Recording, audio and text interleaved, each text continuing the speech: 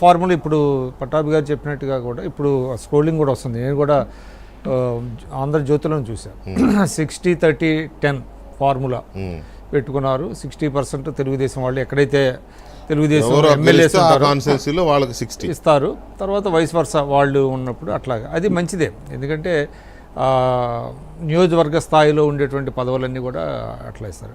But ఒకటైతే ఇదేంటంటే నిజాయితీకి కొంత పట్టం కట్టాల్సిన అవసరం ఉందండి. ఎవరైతే నిజాయితీగా పనిచేశారో పార్టీకి సమాజానికి వాళ్ళని గుర్తించి ఇప్పుడు చాలామందికి అట్లాగే టికెట్లు కూడా ఇచ్చారు కొంతమందికి.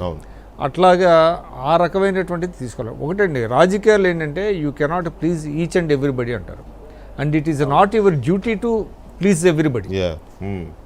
ప్రతి ఒక్కరిని సంతృప్తిపరచడం అసలు మీ బాధ్యత కూడా కాదంటారు రాజకీయాలు. కానీ కొంతవరకు ఎవరైతే ఉన్నారో వాళ్ళందరినీ న్యాయం చేసి వాళ్ళని క్యారీ చేసుకోవాల్సినటువంటి పరిస్థితి ఉంది. తర్వాత ఈ 5 ఏళ్ళు కూడా పార్టీ కోసం కృషి చేసేవాళ్ళు, ఎవరైతే పార్టీకి ఉపయోగపడతారో, తర్వాత ప్రజాభిప్రాయాన్ని మౌల్డ్ చేసేవాళ్ళు ఇంపార్టెంట్.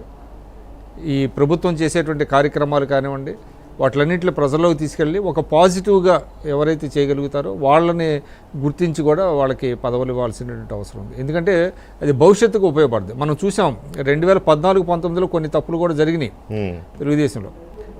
మంచి పదవులు ఇచ్చిన వాళ్ళు పార్టీలు మారిపోయారు. మన పేర్లు ఎందుకు కానీ చాలా మంది ఉన్నారు కదా.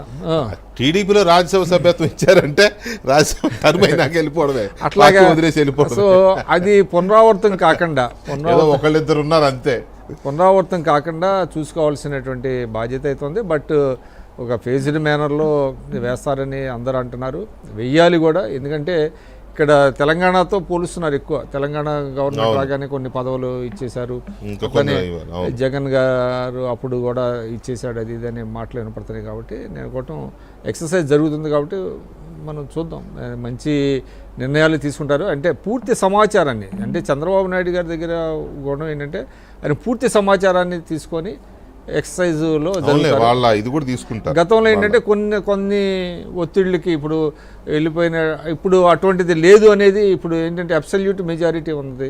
ఆయన ఎవరు ఒత్తిళ్ళకి లోన్ అవ్వాల్సినటువంటి అవసరం ఉండదు. ఆయన పూర్తిగా తన కాన్షియస్తోనే పదవులు వేసేటువంటి అవకాశం ఉంది. కాబట్టి